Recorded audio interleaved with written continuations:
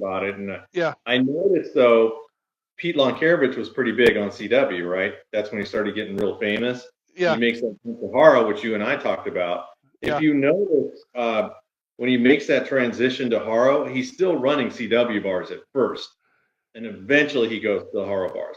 Because because I do all these magazine reviews, I'm always looking at details like that. I go, oh, he still has the CW bars on there.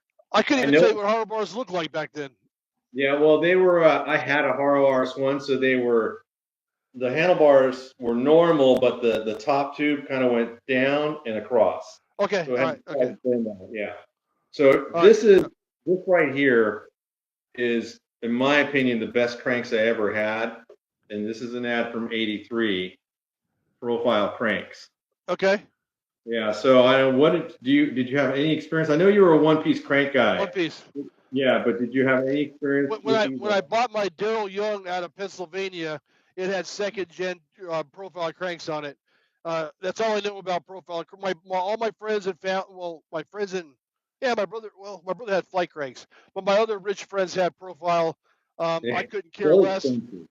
I couldn't care less. I mean, I was on Takagi's and I was kicking all their asses, and they had, they spent, $400 on profile cranks. I was like, I don't care what you can do what you want.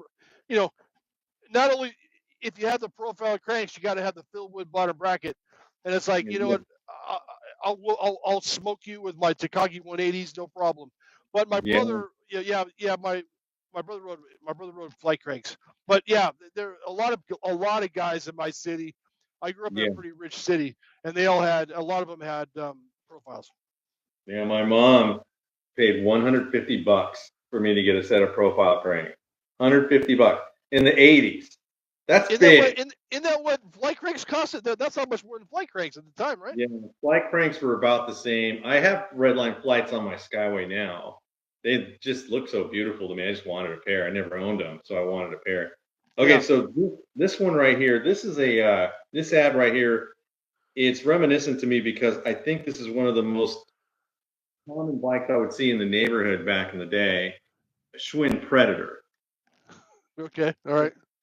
So my opinion on this, I'll get yours, is this is a pretty decent entry-level bike. So for a kid that's about 12 years old, it's probably a pretty decent bike.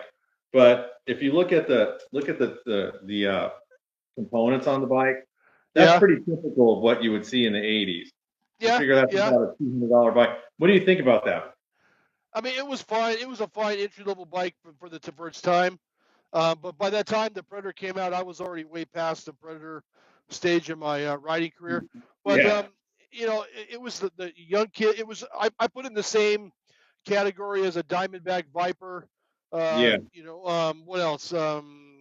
MT Fox, that type of thing. I put it in the same category. Nothing wrong with it. I mean, it was good for what it was, but you were upgrading within a year. Yeah, so if you're not a racer and you're a neighborhood kid, that's probably a perfect one. Absolutely. Yeah. On that.